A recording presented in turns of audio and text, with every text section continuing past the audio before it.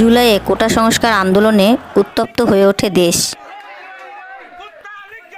শিক্ষার্থীরা সরকারি চাকরিতে এই প্রথা বাতিলের বিরুদ্ধে রাজপথে নেমে আসে, কিন্তু তৎকালীন আওয়ামী লীগ সরকার তাদের দাবি না মেনে বল প্রয়োগ করতে থাকে। এক পর্যায়ে আইনশৃঙ্খলা বাহিনীর সদস্যরা শিক্ষার্থীদের ওপর গুলি করে, এতে শত শত মানুষের প্রাণহানি ঘটে। এরপর তৎকালীন সরকার তাদের সিদ্ধান্ত থেকে সরে আসলেও শিক্ষার্থীরা ৯ দফা দাবি জানায়। এরপর সরকারের বল প্রয়োগ অব্যাহত থাকলে শিক্ষার্থীদের দাবি আস্তে আস্তে সরকার পতনের এক দফায় রূপান্তরিত হয়। অবশেষে গত ৫ই আগস্ট ছাত্র জনতার রোষানলে পদত্যাগ করে দেশ থেকে ভারতে পালিয়ে গেছেন শেখ হাসিনা। এরপর দলের মন্ত্রী, এমপি ও বিভিন্ন পর্যায়ের নেতারা কেউ দেশ ছেড়েছেন, কেউ আছেন আত্মগোপনে।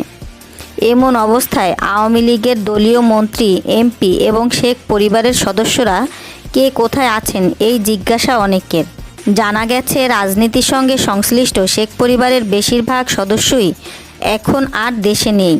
৫ই আগস্টের আগে পরে তারা দেশ ছেড়ে গেছেন। গত ৫ই আগস্ট সামরিক বিমানে দেশ ছেড়েছেন শেখ হাসিনা ও তার ছোট বোন শেখ রেহানা। ওই দিন শেখ হাসিনা ও শেখ রেহানা ছাড়া পরিবারের আর কোনো সদস্য দেশে ছিলেন না। শেখ হাসিনার ছেলে সজীব ওয়াজেদ জয় যুক্তরাষ্ট্রে অবস্থান করছেন। তার মেয়ে সাইমা ওয়াজেদ বিশ্ব স্বাস্থ্য সংস্থার আঞ্চলিক পরিচালক হিসেবে দিল্লিতে কর্মরত। সরকারের পতনের সময় তিনি দিল্লিতেই ছিলেন। দিল্লিতে যাওয়ার পর তার মা এবং খালার সঙ্গে সাইমার সাক্ষাৎ হয়। শেখ রেহানার মেয়ে টিউলিপ সিদ্দিকী ব্রিটিশ মন্ত্রী, তিনি লন্ডনে বসবাস করে। শেখ রেহানার ছেলে রেদওয়ান সিদ্দিক সরকার পতনের সময় দেশে ছিলেন না।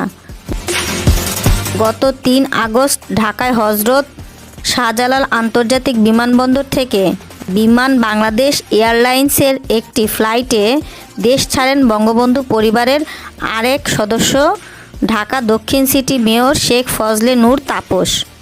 শেখ ফজলে নূর তাপসের বড় ভাই শেখ ফজলে শামস পরশ আওয়ামী যুবলীগের চেয়ারম্যান। তিনি দেশে আছেন নাকি বিদেশে এ নিয়ে সংগঠনের কারো কাছে তথ্য নেই। যুবলীগের একজন নেতা জানিয়েছেন, ফজলে শামস পরশ আন্দোলন চলাকালে কোনো এক সময় তিনি বিদেশে গেছেন।